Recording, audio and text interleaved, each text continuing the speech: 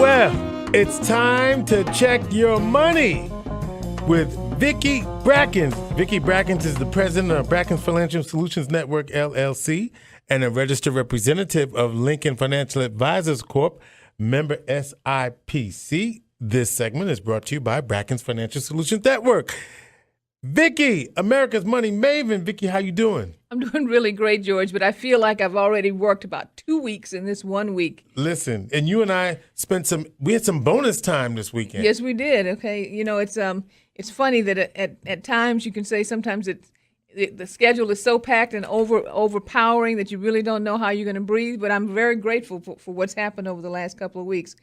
I know that at this point in time, some of our audience is wondering, because we started a segment when I came back, that really was speaking to the issue of creating a mission statement and some of the things that we wanted to see with the 7 habits of an effective family. Right. But we had to stop because of the news of the passing of Aretha Franklin. Yep. And some other things that were going on in the news, to make sure that we address particular issues around estate planning, getting all of your estate documentation in place, understanding how to work with probate. And so at this point in time, I think it's now a good time for us to tail back to where we were about 3 or 4 weeks ago and really look at the mission statement again. Now, by now, because you had an assignment. Mm-hmm. Yes, we did.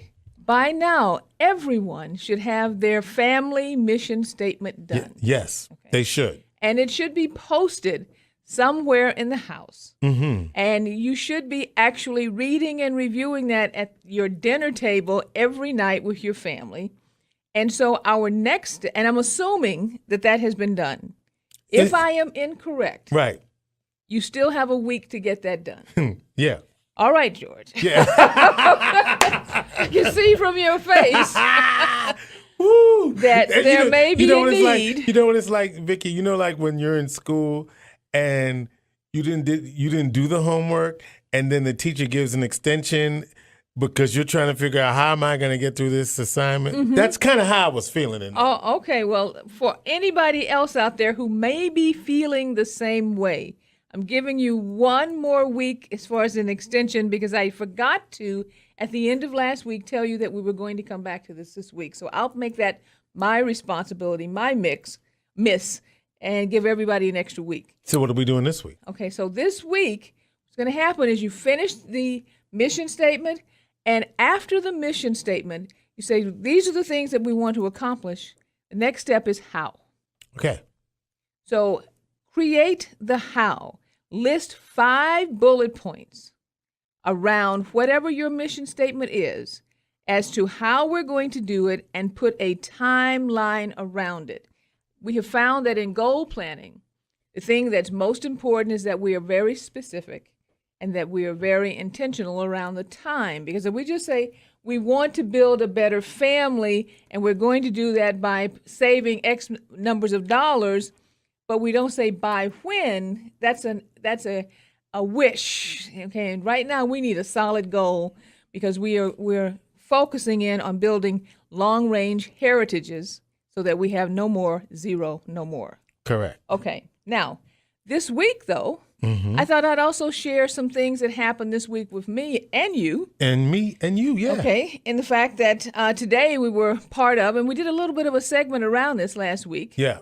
As far as just the announcement for the Center State CEO's yearly event, which is 7 Habits for 7 Highly Effective People. Did I get that right, George? 7 Habits of Highly Successful People. Highly Successful It's right people. in front of you on your paper there. Yes, it is. Thank you very much. But I'm looking at your new blue tie. Thank you. It really matches everything that's going. I wish everybody could see us today. I'm going to have to post this picture of us. Okay. So that people could see that we have matched. We have matched. Right, okay. right. We look like the team that we really are. Yes, okay? we are. But today, there were 7 incredible individuals who actually gave tips around what things have helped make them successful. That was on Friday.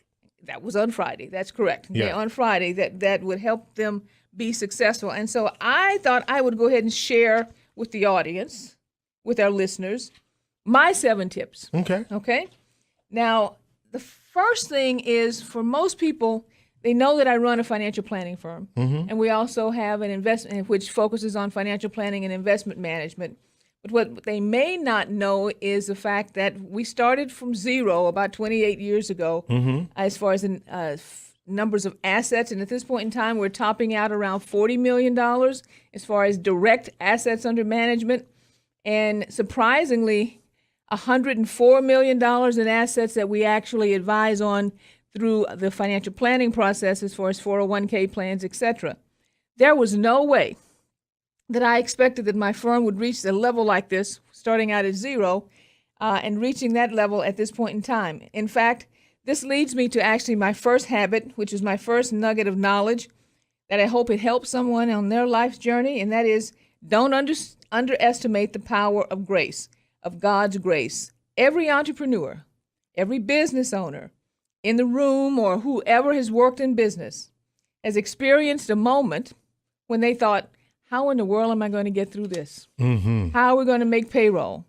What's going to happen the next day? Is this business going to survive? And so over the years, what I've learned is to operate in the space of gratitude every day because God's grace has brought us through many, many challenges throughout the years. You know, I was talking also, George, to a friend recently and looking at some of the things that have happened as far as technology and all those types of things. And I know some people are going to start to really laugh now.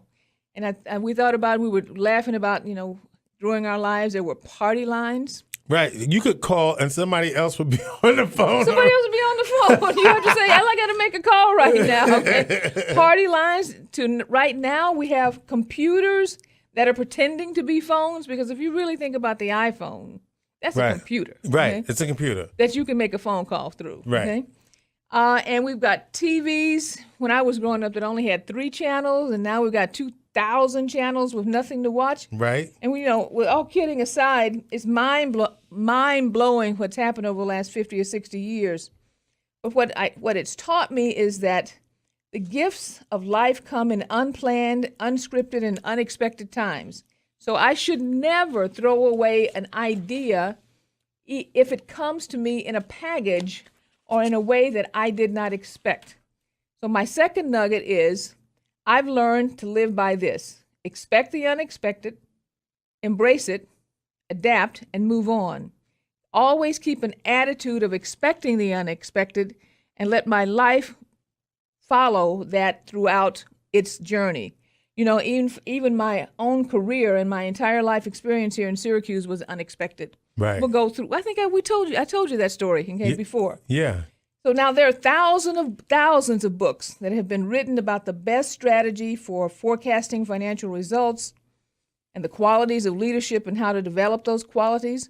But after many years of standing in that role, I have found out that the role of a business leader really boils down to 2 things, very simply stated: drive revenue, develop and retain talent. My third habit is basically to say this: every day I have to work to get to the heart of the mission and to simplify the goal so that I can bring clarity and focus to my team and to the people that I lead. You know, I heard Jeff Rubenstein. Was it Rubin? Jeff Rubin. Jeff Rubin, okay, at Sidearm Sports. Right. Big article in Syracuse.com about his company. They do the apps for about 100 colleges. That's right, okay. And it's funny. I met Jeff, and he was one of the speakers today, I don't know, 10, 12 years ago, right in the middle of the financial crisis, when I was actually an adjunct professor there research professor there at SU. We were side by side while I was developing the Cheddar Bowl. He was developing Sidearm. Okay? And I heard him say that he never thought that they were going to make it because they ran also into one of these time periods where grace was the only thing that brought them through. Another thing that I've learned, and another tip that I had today, was to improve your skills as a storyteller. And I've learned that to be a great storyteller, one that connects with the audience, whether that be your employees, your colleagues, your clients, is to be very authentic. Now, I've heard that term a lot of times, and I wonder a lot of times, what does someone mean by being authentic? And my best description of being authentic is basically this: standing unapologetic in all you are. Some people misunderstand that. They think I'm saying that I don't apologize when I make mistakes. No, no, no, no. What I'm saying is that which I am, don't be afraid to be that which I am, to use the gifts that I have, to be all that I am.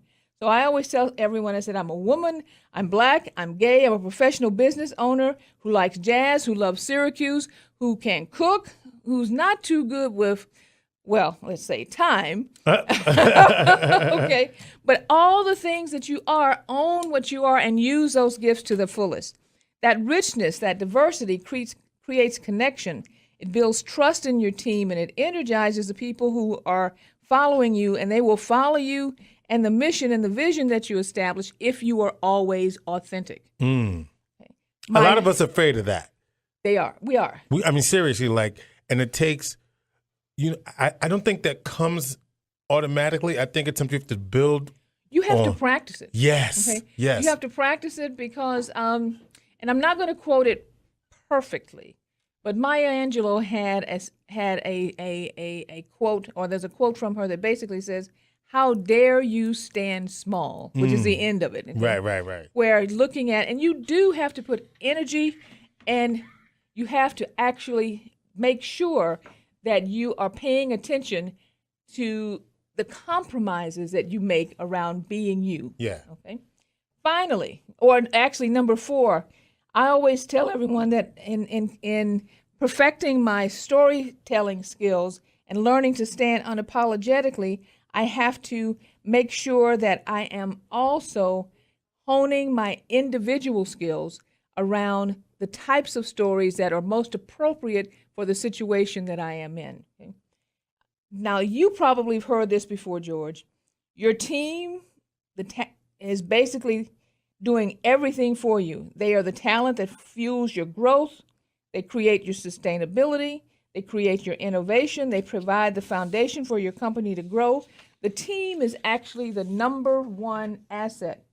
So how you treat the team, the atmosphere that they will either thrive in or die in, is driven by the culture that you establish in their environment. And no one is more responsible for that culture than the leader. Wow. I know everybody right now is going like, okay, where are we headed with this, Vicki? Think about what's happened with some of the major institutions that we've had over the last 10 or 15 years. Okay, leadership can, and what they do and what they focus on with their employees, with their customers, is what's going to drive the culture. So even though you can have a leadership team that is important to you, the top person sets the stage. The top person plants a stake in the ground about who we are, how we operate, and the values and missions that we carry forward. Without consistent cultural commitment at the top, basically you're wasting money, time, and energy discussing culture at all, because the person at the top is going to drive what happens. So my 5th habit is this: be the example.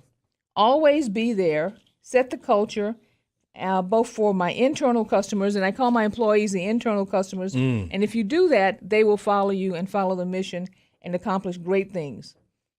There's a real charge in meeting your goals. I know everybody feels really great, when you accomplish something, and there's excitement and enthusiasm in landing a big contract or doing something that's really amazing. Mm-hmm. But those victories should be celebrated by everyone on the team, not just the leader. But this is what I've learned, but once that victory lap has been run, don't wrap yourself in the victory blanket and get all cozy and warm, because there's really no time to relax.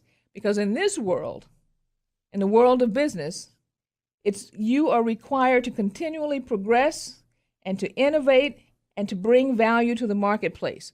So sitting back and saying, okay, we did this and now everything is okay and we can just, as I say, coast, that just never works. My 6th habit is this: don't be paralyzed by prosperity, is the way I express that to my team. We cannot be paralyzed by prosperity. And then finally, this is the last habit that I discussed today, and that is every day we make decisions that will impact how the company functions. Some of the decisions are big, some of them are just routine, but we need something to judge the decision against, the appropriateness of the decision. We need a measuring stick, a guiding principle. So develop a guiding principle as a test for your decision making. Ours is basically a 4-pronged category that we always measure things against. We look at how this is going to affect our marketing, how it's going to affect or be affected by technology, what will it do to the advisor relationships, and what will it do to client engagement. And no matter what the decision we make is, we do not implement anything that creates barriers between the client and the advisor. So even though you may not be in the financial advisory business, but you're running a business, you need to look at, am I doing things that are actually creating barriers to the business interaction or engagement between myself and the clients that we're trying to represent? All systems should enhance the relationship between, for us, the advisor and the client. We look at it as this: we serve first. So, George, that was my day. That was my week. Here we've added 7, I would call them habits for businesses, but they can be applied to individuals just as easily. So for those of you who are building or writing out your mission statements right now, possibly some of this information will kind of spur some ideas as to what you should include in your family mission statements. With that being said, I'm going to say now, our plate is full. All right, Vicki Brackens. Vicki Brackens is the president of Brackens Financial Solutions Network, LLC, and is a registered representative of Lincoln Financial Advisors Corp., member SIPC. Thank you, Vicki.